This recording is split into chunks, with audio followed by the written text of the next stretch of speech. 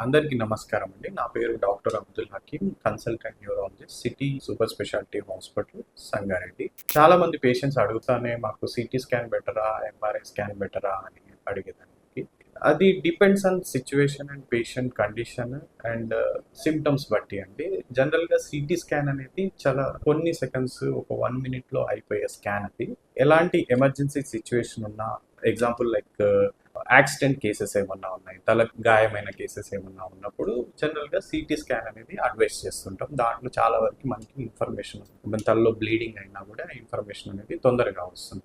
MRI scan అనేది చాలా డీటెయిల్‌గా చూసే స్కాన్‌కి అది జనరల్‌గా 1 అవర్ దాకా పడుతుంది. దానికి పేషెంట్ కోఆపరేషన్ కూడా చాలా అవసరము. సిటీ స్కాన్‌లో చిన్న చిన్న గడ్డలు ఉన్నప్పుడు బాగా దాని గురించి డీటెయిల్‌గా తెలుసుకోవాలని అంటే ఎంఆర్ఐ స్కాన్ అనేది అడ్వైస్ చేస్తుంటాము.